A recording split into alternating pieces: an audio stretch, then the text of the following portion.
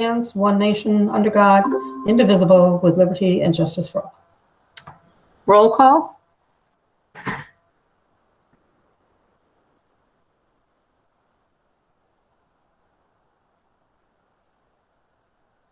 Roll call, Ms. Sherry?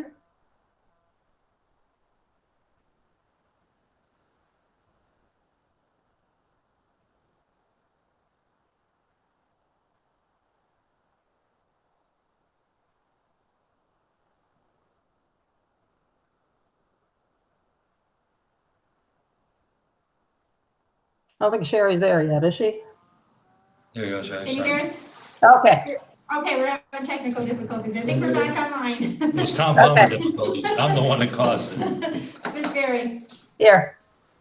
Mr. LaFountain, Here. Ms. Mills. Here.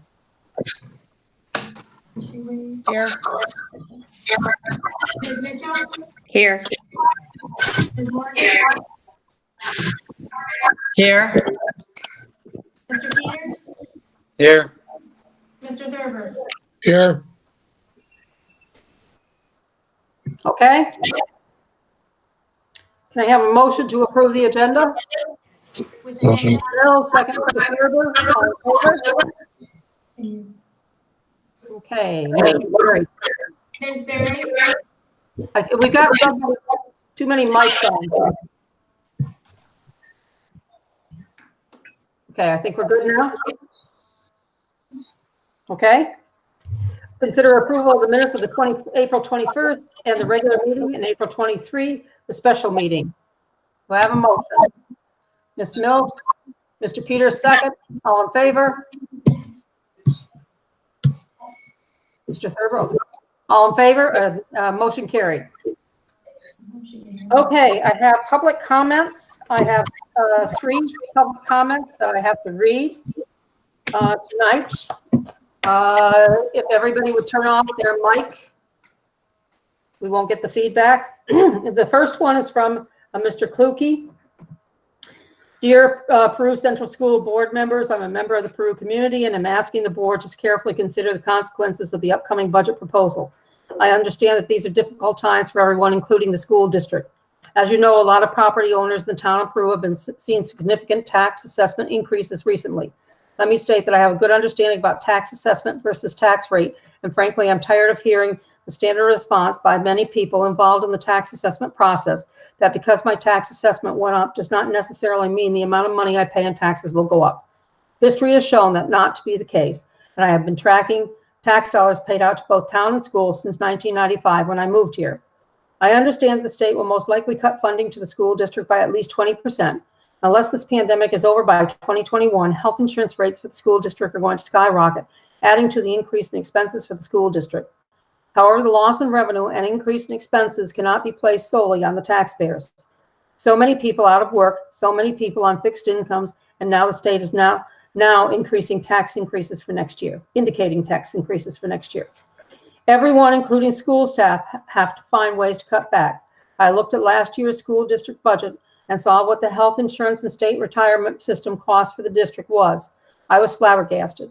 Reductions need to begin at the top where the most amount of money is spent, not the student programs or services. Year after year, the administration definitely rallies the parents to protest cuts to the proposed budget by strategically stating student programs and services will be eliminated, in particular sports programs, which we know consist of a small portion of the budget in comparison. All that does is create a flurry of emotions and distract from the real issue. I understand that some of these may need to be cut, but that is not where the most money could be saved. The administration needs to examine the efficiency and effectiveness of all its staff. After all, isn't the educational budget supposed to benefit the students, not enrich the staff? I know there will be a lot of pushback on the issue alone, this issue alone, but times are changing, and it seems that the only thing that never changes is the constant increase in tax dollars paid out to school districts. It is time for everyone to dig deep and contribute to the much-needed reduction in expenses. We, the taxpayers, cannot absorb all of these additional increases. I hope that the administration looks at every single line item in the budget and can find ways to reduce those costs. Just a thought, but has the board ever considered setting up cooperative or shared services with other school districts in the area? I know that some of these suggestions will not be very popular, but extraordinary times require extraordinary measures. Let me close by saying that I appreciate what the board and administrators are doing. Thank you for your time, service, and consideration. Respectfully submitted, Ray Kluge. So thank you, Mr. Kluge. I had another one from Joel Maggie. With the recent announcement of the town of Peru increased property assessments of $52,485,791. Through school board slide at the most recent meeting that Mr. Sappett shared, the school should see a large increase in school tax collected this year and for many years to come.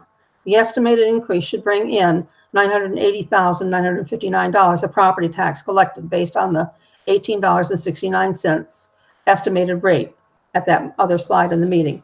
How is that factored into the future school budget? Shouldn't this help offset some of the needed cuts? And then a third one, and I cannot read all of this. The Peru comments are supposed to be 2 minutes in length.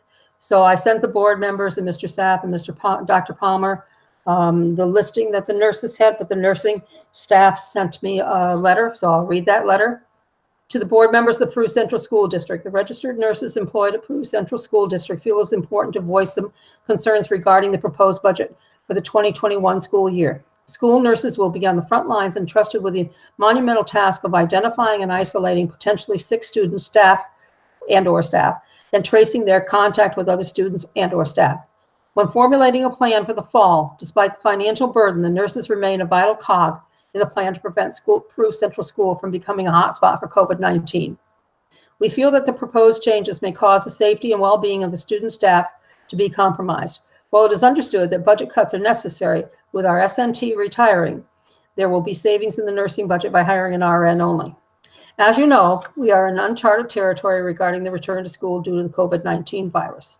There's increasing concerns regarding the additional requirements of the school nurse for our students or staff safety returning to school amidst this pandemic. Nurses are governed by the Nurse Practice Act, which states we cannot abandon anyone who needs medical attention. That was in quotes. Shutting one's door, leaving the office, and having the nurse in another office cover 2 offices is extremely unsafe. Our suggestions for the upcoming year are not to cut any nurse position at this time.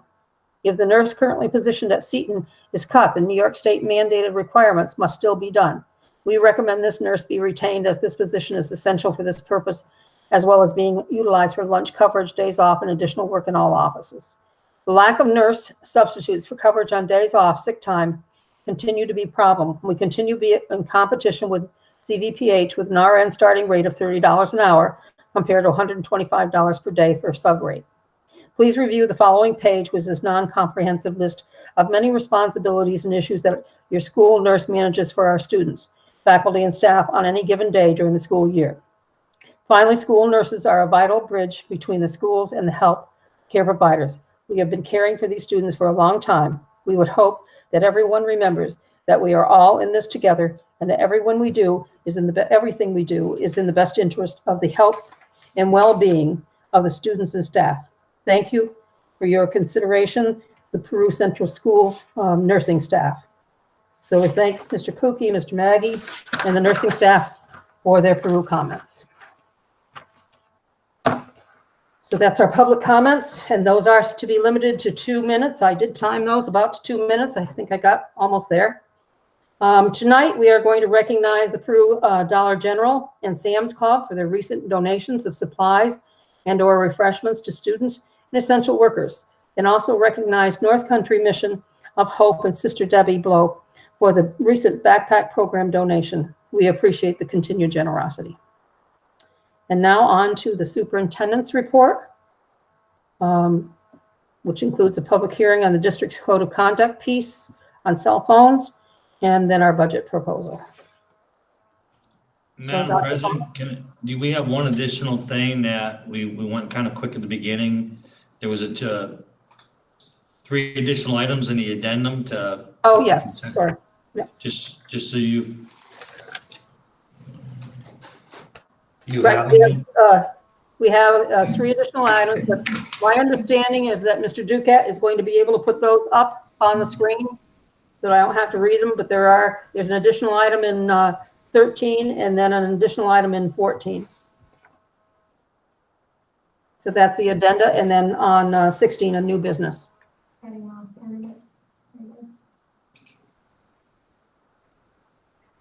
Okay?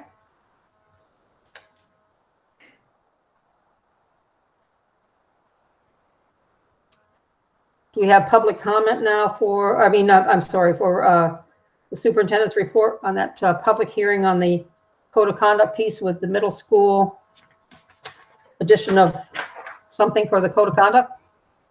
Is Joe on? Yep, can you hear me? Yes. I believe that Mr. Duquette was going to present the very short presentation that I sent. In essence, the committee met throughout the school year, and the conclusion that we came to through our discussions is that overall, the code of conduct does not need very many adjustments this year. However, we did see that based on some things that have taken place in the middle school, that adjusting the code of conduct regarding electronic devices would be appropriate for the middle school. So currently we have a policy that is segmented in the kindergarten through 6th grade, which doesn't really line up with our building structure at this point in time. And then it's also 7 through 12. And so what we are proposing is that we amend the code of conduct so that we have a pre-K through 5th grade policy, which is what we currently have is the kindergarten through 6th policy. We would insert the policy that was forwarded to the board as the 6-8 policy, and the policy that currently is the 7-12 policy would become the 9-12 policy. I know that it's been available to the board. I would prefer not to read through it right now unless you would like me to, but would be happy to answer any questions, or if any board members would like me to read through the policy, certainly can do that. I did have a question for you. Sure. I was just curious on the cell phone policy for middle school. You give the options for the 3 offenses. And I'm just curious as to why at no point in time the parents are brought into this. I would think by 3rd offense, you might want to be having some type of conversation with the parents as well. You know, I think that's a valid point. I think that most times when there is electronic device policy, there is parent contact of some sort. It's just not written into the policy. But I think that's a noteworthy thing that we could add in at some point. Thank you. So that we have it in writing that, yeah. Okay, thank you. Joa, I have a question also on the cell phone policy for the middle school. It talks about the 3rd offense. It says that they're required to leave it in the office for a week, which is the same thing. But the 2nd offense says that they have to leave it during the school day for a week. However, the remainder of the language basically is the same. It says they're required to drop off the phone before the 1st period each day, pick up their phone at the end of 9th period. So how does the 3rd offense differ from the 2nd offense? I was just a little unclear. Okay, let me just read through that real quick. I Sure. actually read that. What the difference to me was the 2nd offense, they're allowed to have the phone during lunch and interim, but they're not during the 3rd offense. It's the last sentence in That's what I think too. offense. Well, it says 2nd offense. I'm looking at it. It's tiny writing, but it literally says during the school day for 1 week. That Right, doesn't but say. at the very end, though, it said at the end of the 2nd offense, it says that they're allowed to have it for lunch Okay. and interim. That privilege is taken away apparently come the 3rd offense. Okay. Correct. I just So think the only difference I see. that is, Okay. and that is for sure the difference is that in the 2nd offense, the idea is to teach middle school students that there are appropriate times and appropriate places to use their devices. And when they are using them in places or at times they're not appropriate, to incrementally decrease their opportunity to continue to do so. Hopefully, teaching them to discipline themselves not to do that.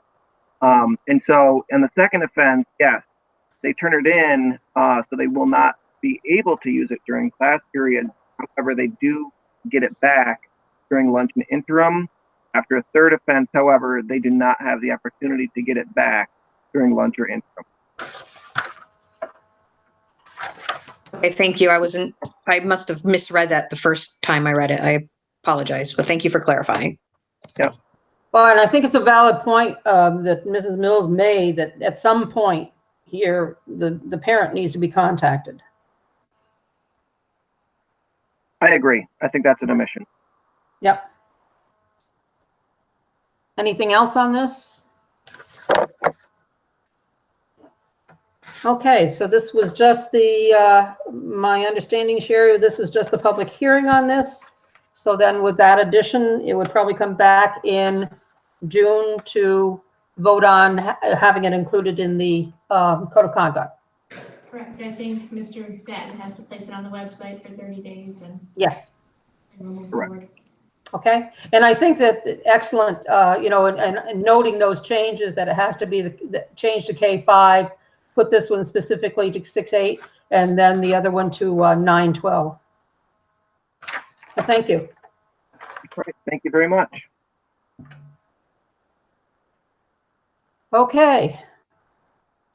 Mr. Sapp.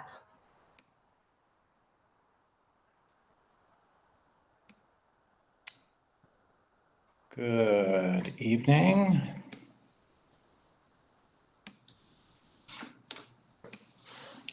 Let me go ahead and bring up my presentation.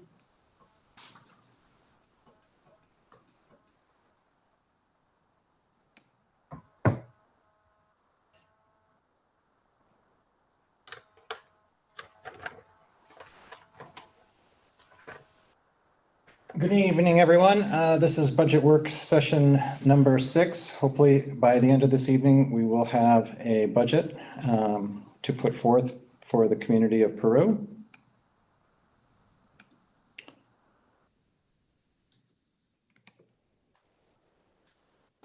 Tonight's format, I will give a overview, and then the superintendent will be available for questions and answers. I obviously will chime in periodically if necessary as well.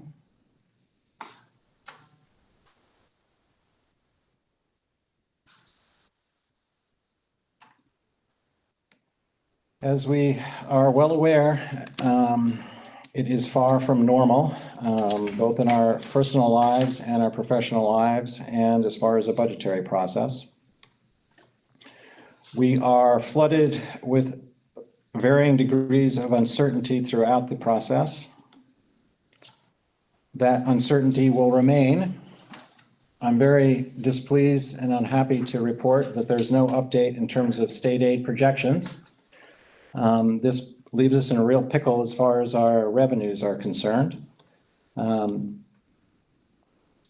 And one of the things that the governor is depending on is that the political burden will fall upon the House and Senate to create another package for states and local governments. The House has already gone ahead and put forth a proposal. That proposal is currently for $500 billion for states and $375 for local governments. Governor Cuomo today indicated that he expects there to be a compromise from the Senate within 2 weeks. However, shortly after he made those comments, Mitch McConnell said that he's less optimistic and that we'll discuss moving forward in a couple of weeks.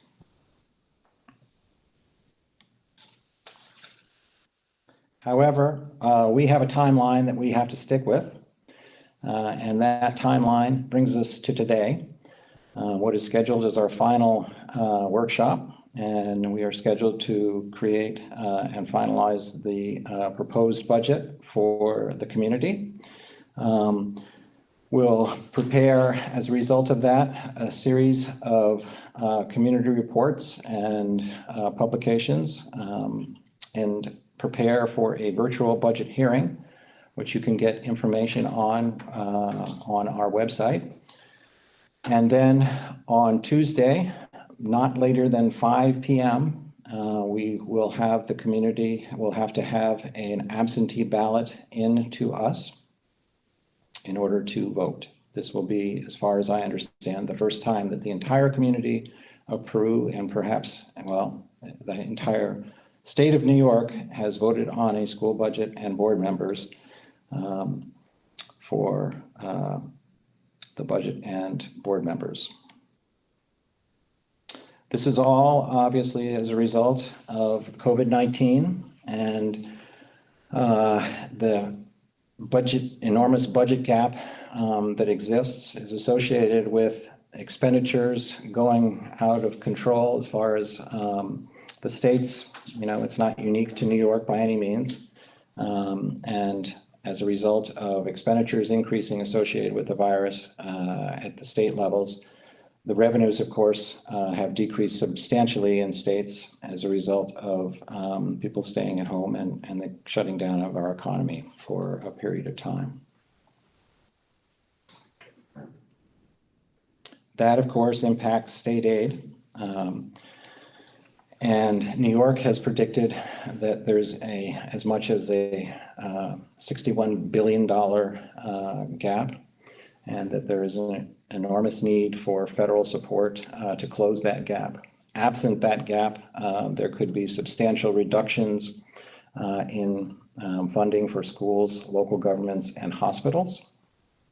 But like I said, we don't have firm numbers by any means on the direct impact associated with that.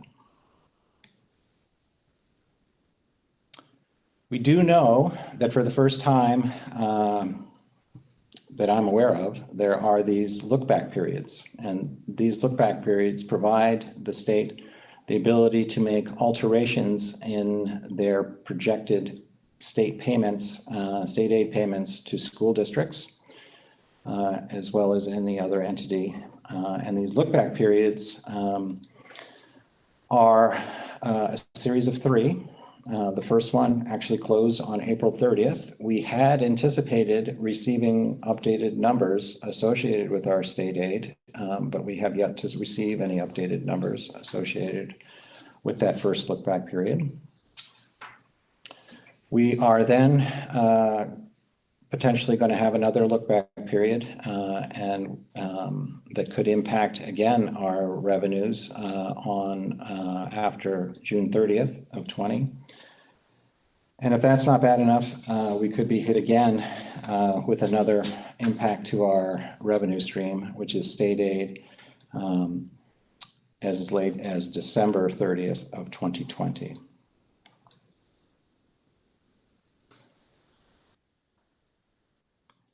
All of this means that we're going to have a never-ending budgetary process that could mean that we need to make reductions in our expenditures throughout that period of time, which is quite concerning and alarming and unsettling for everyone within the school community.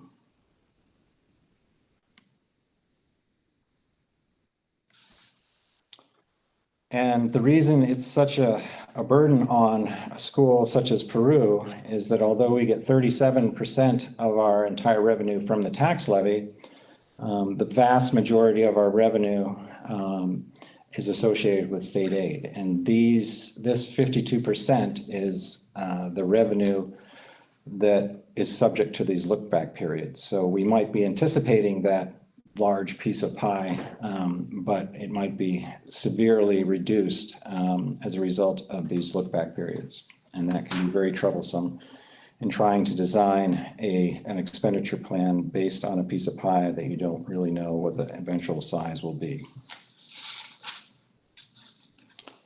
And of course, all the other revenues only amount to about 4%.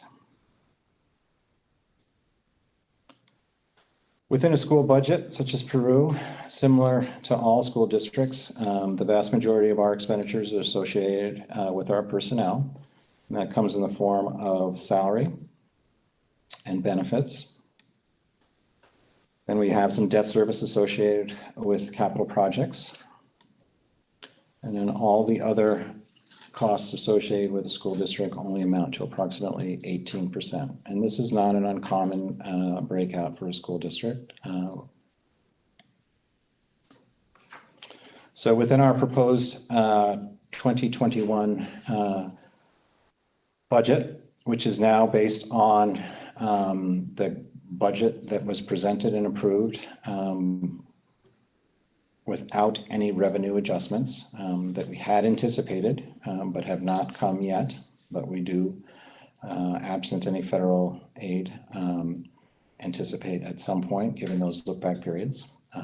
But right now, our revenue stream, absent any adjustments, those are the numbers we propose to move forward with. So our projected revenues at this point are $48,880,908. Our current expenditure plan that is basically a rollover budget without any bells and whistles at all. We still have now a gap with this budget, even and a much tighter budget, a budget gap of $256,868. The proposal that we have for you this evening is to close that gap by making a series of reductions or formally removing these items from the proposed budget. That would be a special education position, the school resource officer program, a nurse teacher position. This is through attrition. There is a member of our faculty and staff that is retiring at the end of this year. So it would not be letting someone go. It would be just not filling a position that would be vacant. And then also another position that would become vacant as a result of a retirement, and that is a library aid typist position. These proposed cuts would permit us to close that gap that existed between expenditures and revenues.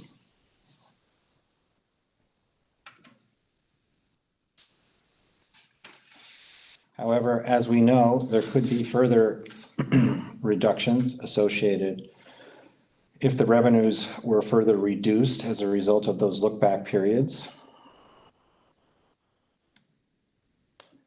So there's a series of district-wide reductions. There's the intermediate principal position, and this would be through attrition and not filling a position that is currently vacant. Teacher aide position, this would be an actual downsizing. There is a clerical position, that would be a downsizing. There are Appendix A positions. In addition, there would be a recommendation to make additional reductions to sports, clubs and activities, as well as program reductions to field trips, the PM school, and then some elementary positions. These would be grade level teaching positions, a total of 5.4 FTEs. At the secondary level, it would be up to a total of 5.6 subject area teaching positions. The total of all those reductions, if they became necessary, would be a little over $1 million. Of course, what we would end up with would be dependent upon what the eventual revenue stream was, if there were additional reductions from the current budget as a result of those look-back periods. In addition to it, we have talked about the concept of, and this is a conceptual slide only since we don't know how much the budget gap would actually be, since we don't know what the actual final revenues will be, and we won't actually know that as late as December of next year or of this year. But if there is a budget gap that develops over that time period between now and December 30th, and we need to fill that, there are two options for us. We can do it through reductions, right? We have a list that is a little over $1 million that we can turn to make that reduction. Or the other option, of course, we can use fund balance. And we have used this approach to use a combination of the two to make up the difference and the gap in the past. That fund balance is both assigned, restricted, and unassigned. And this is the fund balance as of June 30th of 2019.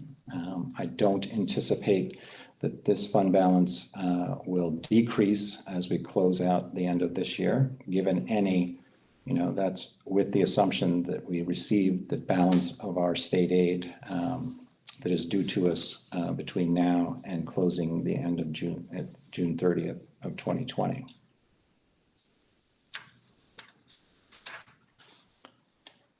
So I want to revisit the initial budget parameters and just indicate to you that these are the revised budget parameters that we reviewed a couple of sessions ago, and that this budget that we put forth to you this evening does not violate any of the budget parameters. So let's look at those. It does commit fund balance potentially, okay? And it could use up to 500,000 or more. I don't believe that it will require, currently as it is established now, more than 500,000, but there is the potential if something were to happen out of the ordinary. Okay, as far as the tax levy increase, the parameter that's built within this budget that we agreed to at that time was that it would be at the tax cap. So that's what this budget does. It remains at the tax cap. And then the general direction or strategy. Unfortunately, we did have to make some reductions to programs and operations.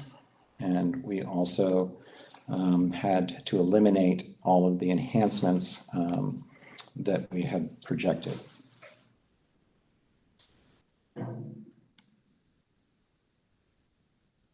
So some highlights that I want to identify for the 2021 budget that we have put forth. I believe it to be flexible enough to accommodate changes that may be unforeseen. So there's a degree of flexibility within this budget. I think it's conservative. It is predominantly a rollover budget. There's no bells and whistles within this budget. As I indicated, all the enhancements that we had hoped to be able to put forward to you have been removed. There is no mini capital project.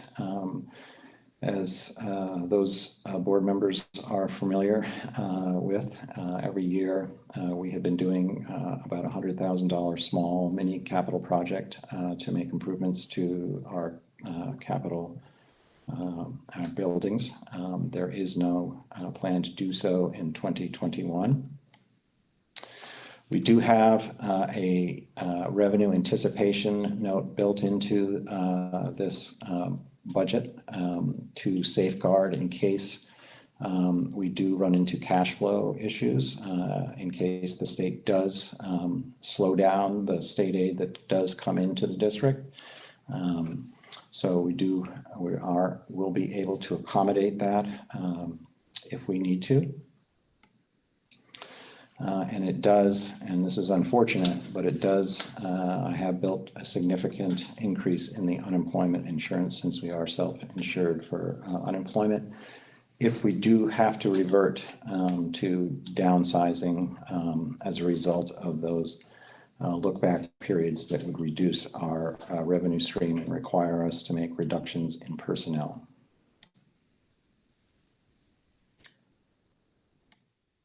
So this would be what we would be seeking approval for, is that the proposed budget for 2021 would be $48,880,908.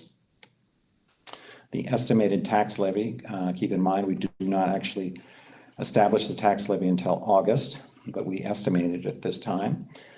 And that would be 18,142,246, and that would be an increase of 2.09%, and that would be at the tax cap. And then we would be, and this is just an informal approval, just a commitment to further reductions if they become necessary as a result of decreasing revenues. This budget attempts to find the correct balance between taxpayers, programs, and sustainability. It has certainly been a challenging process this year to find that right balance, but it is our belief that it is appropriately balanced at this time. Unfortunately, it can become unbalanced very quickly and will require adjustments if our revenues are adjusted by the state. So this slide prompted a question. This is a slide from my presentation last time at the last budget presentation, and I'll take a stab at addressing it now. The town of Peru had a significant increase in the assessed value. This will allow the tax rate to actually decrease from $20.28 as it was this year to an estimate, keep in mind these are all estimates at this point, of $18.69. So the question that came up after that slide was presented is, could the additional money generated by the increased assessments in the town of Peru help with the current or future budgets? This is a very good question. And the calculation, I believe, that was made is that since the assessments within the town went up $52 million, the tax rate is $18.69. There's an additional $980,000 that's generated. So that's part of the story. There, however, is the rest of the story. So the additional part of the calculation, however, is that all of the assessed value that existed last year, which was $446 million worth of property, that level of assessment or value actually had a decrease in the amount of money that it generates when the tax rate decreases from $20.28 to $18.69. So that chunk of assessed value actually decreases $710,588. So although the new assessed value does generate a great deal of money as a result of the tax rate, the property or the value that was in existence last year, when we dropped the tax rate for the entire community, decreases the money that's generated by that amount. And one of the things that's very important to know is that there is a levy limit, okay? So we can't collect more than what the calculated levy limit is. The levy can only increase based on the levy limit calculation, and that levy limit is 2.09% this year. Otherwise, there would be a supermajority required to exceed that amount, and we are not proposing to have a supermajority, which requires 60% of the voters that vote to approve that. So there's actually two parts to the rest of this story. So another new thing that's going to require some explanation this year is equalization rates. Because of the first time that I can remember in Peru, maybe before I came, there was the need to know about equalization rates. But what we have now is we have some towns within Peru, based on estimates at this point, because the equalization rates have not been finalized, but we do have some estimates that some of the towns are not at the full market value within our school district. And that is going to mean that we do not have a universal tax rate throughout our school district. And this is, I'll quickly take you through what it means to have an equalization rate of 100%, okay?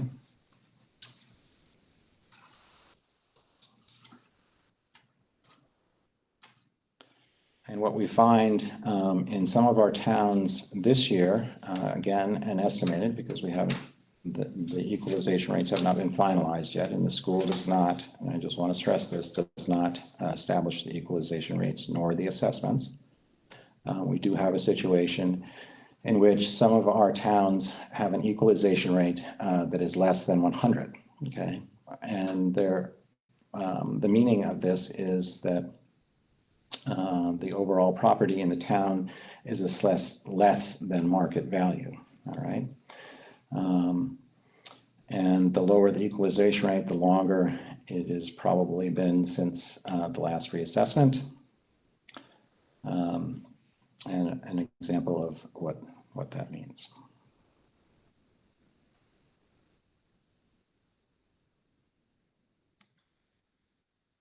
So for estimated assessed values and tax rates, given the estimated equalization rates, and again, I want to stress, as you see by this highlight, that these are estimates at this time, okay? Given the estimated assessed values from real property, we have the townships listed here: AuSable, Blackbrook, Peru, Plattsburgh, Saranac, and Schuyler Falls. You'll see in the first shaded or column B, small b, that AuSable, for example, has an equalization rate of 95%. So that, from the previous slide, means that they're a little bit less than full market value. Blackbrook is at market value. Peru is at market value. Plattsburgh is a bit below market value. Saranac is at market value. And Schuyler Falls is a bit below market value. So there is a redistribution, if you will, of the share of our levy. And this means that we're going to have different tax rates within our various towns as the equalization rate attempts to fairly distribute our levy to the various townships. So although Peru did receive, a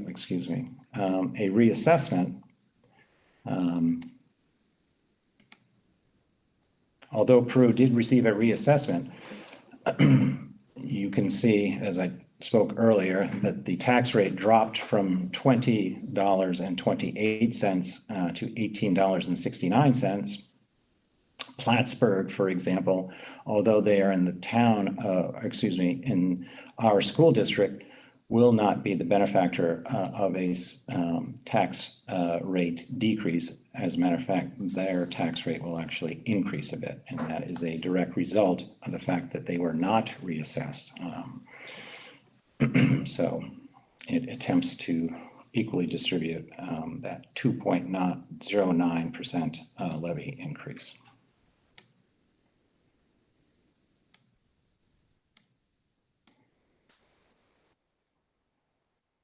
So this concludes the formal presentation. Now we are open for the question and answer period.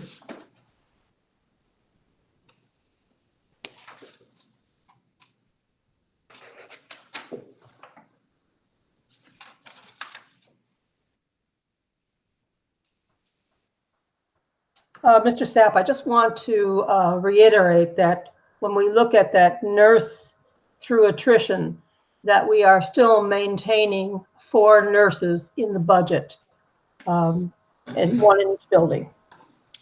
That is correct, Mrs. Berry. Yeah. That is correct. Thank you. And the fund balance, you still have it, the carryover, I mean, at about approximately 80,000. That we might have a little bit of a nudge on that too, correct, with some of the savings? Yeah, that reflects last year's carryover. Oh, So that okay. was a snapshot of Not this year's, when we that's right. closed the books last year. Yeah. Yeah, not this year's. Okay, sorry. Anybody else with any questions? Mr. Peters? Just clarifying about the intermediate principal position.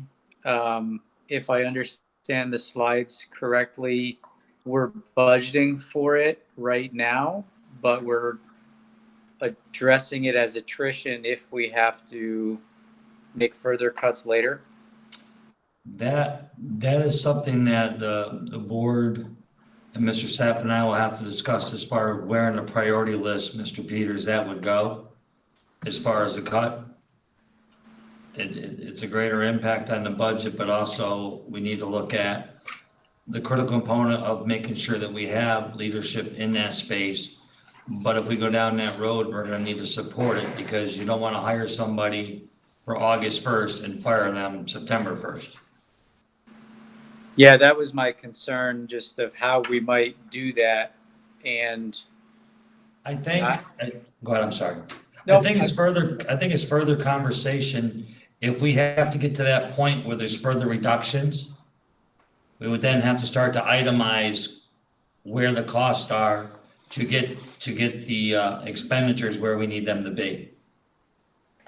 This is what makes the whole process so frustrating and complicated, and is that you have those look back periods as late as, December 30th. So, I mean, we could have a cut as late as a drop in revenue potentially in January as a result of that look back period that occurred, that closed on December 30th. yeah, And I know that's frustrating, but that is those are the cards we've been dealt this year, and that's what makes it such a uncertain and frustrating process to go through. are there any temporary options for that leadership role, or is it one where we'll just budget for it, wait and see? And My then, recommendation to you is that, I mean, it's very hard to do it in a flux situation. Yeah. And try to do, because one of the things is, if we're gonna commit to that position, it's very important to make sure they have an opportunity to establish relationships with their staff. Also start to draw the parents in and have an opportunity to start to draw those relationships. So it's not like an interim where all of a sudden mid-year, we can substitute somebody in there, it'd be very difficult. Would not be in the best interest of that building. okay, Aren't we kind of almost saying that we have to commit to it right now? Because right now they're only on the, it's on the if we need it more list, but we don't know when we're going to need it. So I almost feel like if we're saying that that position is not on the initial cut, that in essence, then aren't we committing to, we're going to have this position no matter what? Because we still need time to advertise or not advertise, but interview, go through that whole process. I agree but disagree, Mrs. Mills. You're right. If you're gonna make the commitment, you may have to find the resources down the road if you want to expand further fund balance. But as Randy put it eloquently though, if if further reductions. It may be a priority list on, that may be the last of a priority of our priorities of the district, or looking at other avenues to make up that potential $120,000, $130,000. Again, I get the difficulty of this, guys, board members, because of the fact, the unknowns, you don't know. But it's the card, as Randy said, it's the cards we're dealt, and we don't have more information than what we're sharing. So one thing that may give us some indication of relatively soon is whether the Senate moves on the proposed federal stimulus plan. If they continue, if they don't move on it in a month or two, we may have an answer on, on where we're headed. If they move positively and there is relief and there is a $500 billion, support plan for states, then within a, I don't want to say probably a 3-week period after it's passed, we would have a much better understanding of where our revenues are. And the threat of those look-back periods. They may not be there. Mm. But I don't have a crystal ball to know whether or not, the Senate is going to be supportive of, how supportive they will be of that,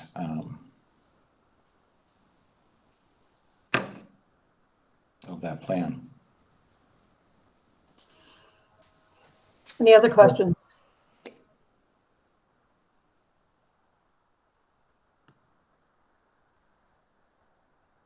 So we have, what we have tonight, and we're going along with the speculations that were made on April 1st. But if it comes back and, like Randy said, more of those monies are taken away throughout the year, that's when we're going to have to take a look at that list of possible cuts and see where we're going to go with it. Okay, anything else? Okay, is Mr. Marino on? I don't see a picture, so Mr. Marino on? Yeah, I'm here, Mrs. Berry. Thank you. There you are. Once you put your video on, I see you. Okay. Okay, Okay, do you have something, Mr. Marino? I do. So, first of all, I want to just thank, I know the budget reduction list from last week was quite extensive for this first initial round of reduction. So I want to thank the work that Mr. Sapp and Dr. Palmer and whoever else was involved to kind of make that list a little smaller. I think Peru students will benefit from that, obviously. The other thing I was kind of thinking, it was just about 2 months ago, I stood before the board and stated that PAT was ready to work with the district in case of a coronavirus shutdown. Well, that shutdown came, and I think what PAT members, teachers, faculty, staff have done for the students over the last 2 months has been nothing short of amazing. I want to take an opportunity to publicly commend our teachers for going above and beyond during these very difficult and trying times. Remote teaching has not been easy, and I think all of our members and aides and assistants and everybody has stepped up. Now, as we're looking to conclude the 2019-2020 school year, though, we have to take the opportunity to look to the future. PAT is eager to work with the district to formulate a plan that would allow for the safety of students and staff, providing that we've reached phase 4 to somehow, in some manner, return to the buildings. We're willing to share our resources with the guidance that we receive through American Federation of Teachers and New York State United Teachers. I've heard from many of our members that are concerned about returning to the buildings, but also are willing to share their concerns and input. I want to thank Dr. Palmer. He has extended the opportunity for PAT to have a seat at the table for these discussions. And we look forward to formulating a viable plan moving forward. So thank you. Thank you, Mr. Marino. And I have to, go along with you and everyone else. It's just amazing what has happened with all of our staff. Like you said, the teachers, the aides, the monitors, the TAs, the O&M, the bus drivers, everyone, cafeteria workers that have made it productive for students and for our community. So I guess we await what will happen in phase 4 and the executive orders that comes down. It seems like we're being driven by executive orders, and that's what we're waiting for. Okay, thank you. Have a motion to approve consent agenda A through L. We have a motion, Mrs. Morgan, second, Mrs. Mills. And I don't see Mr. LaFountain, so I've got to turn on his video again. We have any discussion on that? You gotta change it. Any discussion on it? Okay, all in favor? Okay, I have everything. Mr. LaFountain, I can't see you, so if you would tell me whether you are in favor. I am in favor, and my video is showing on my screen. There we go. Yeah, now I got it. Thank you. Who am I missing now? Now I can't see Mr. Thurber, but we'll get through this. Thank you. And I think Jared, somebody did mention too, we'll have to talk again, sent something to Sarah saying that they still can't get on with the links that we had in that media release. So we'll have to work on that before our next meeting. Okay, we have a motion for consent agenda, new business A through D. And D is the addenda, which is the part of the partial electrical construction with S&L Electric. So do we have a motion for 13A through D? Mrs. Mills, second, Mrs. Mitchell. Any discussion? All in favor? Okay, Mr. Thurber, I just can't see you if you tell me. I don't know why I can't see. Now I can't see Mrs. Morgan and Mr. Thurber. You good? I'm Okay. in favor. Okay. Mrs. Morgan?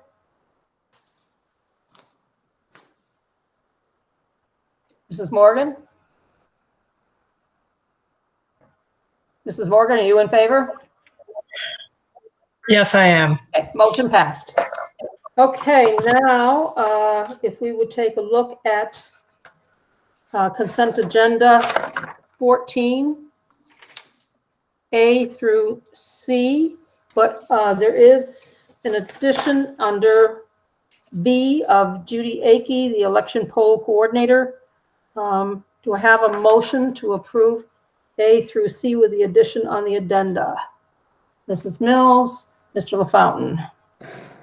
Okay, any discussion? All in favor? Motion passed. 15, establish, make sure I've got this figure right, $48,880,908 as the dollar amount that the Board of Education shall put before qualified eligible voters of the district as budget proposition number 1 at the annual meeting and budget vote on June 9th. Have I got that figure correct, Mr. Sapp? Yes, you do. Okay. Do I have a motion? Mrs. Mills, second. Mr. LaFountain, any discussion? All in favor? Mr. Thurber, okay. Who am I missing? 1, 2, 3, 4. Mr. Peters, I can't see you anymore. Mr. Peters, are you in favor? Yes. And Mrs. Mitchell, are you in favor? Yes. Motion carried. New business. We have new business A. And I would like to, this was the discussion, determine action related to a candidate nomination for the NYSBA Area 6 Director. Mr. Rogers had sent us out a letter asking for his support again, and he's done very well for us. So do we have a motion to nominate Wayne Rogers for re-election as the Area 6 Director for the New York State School Boards Association for the 2-year term commencing January 1, 2021? Okay, Mrs. Morgan and Mr. LaFountain. So Mrs. Morgan and Mr. LaFountain second. All in favor? And I'm just missing Mrs. Mills now. I don't know why I keep losing people. Mrs. Mills, are you in favor? Yes. Okay, all in favor, motion carried.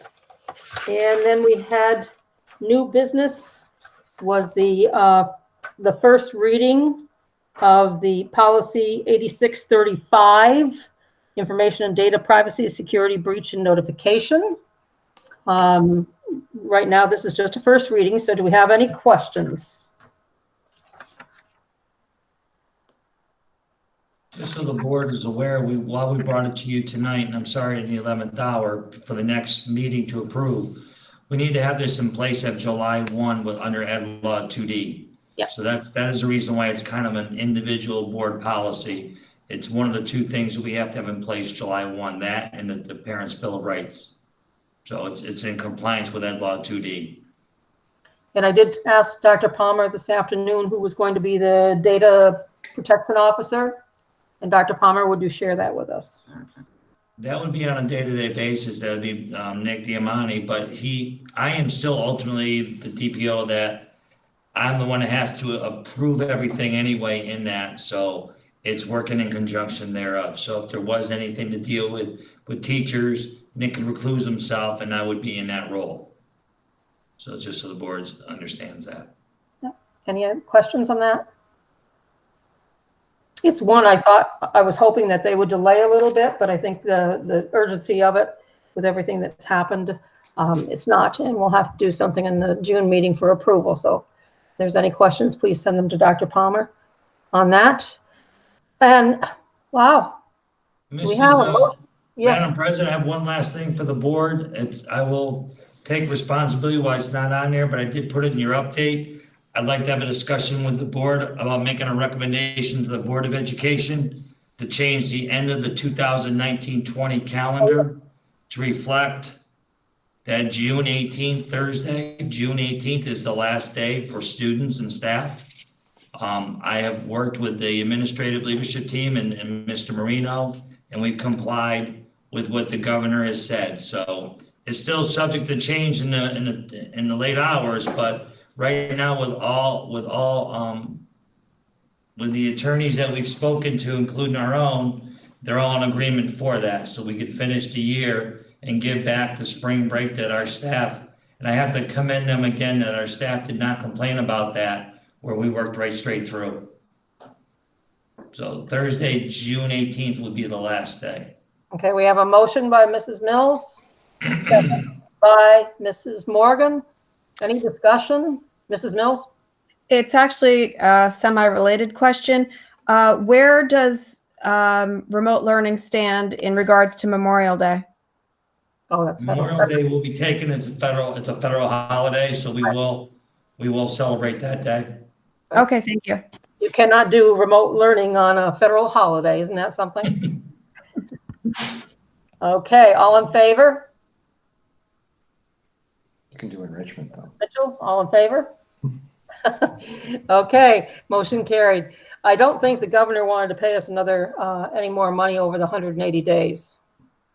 No, that's true. So that's where we are with that one. So that's where I think most school districts are going to look at that because they have put in their 180 days by June 17th or 18th, depending upon what they had for emergency days. Okay, anything else? No, that is it. Okay, then we have a motion to adjourn. Mrs. Mills, second, Mr. Peters. All in favor? Motion carried. Thank you, everyone, and we're on June 1st, correct? Yes. Hey, thank you. Thank you.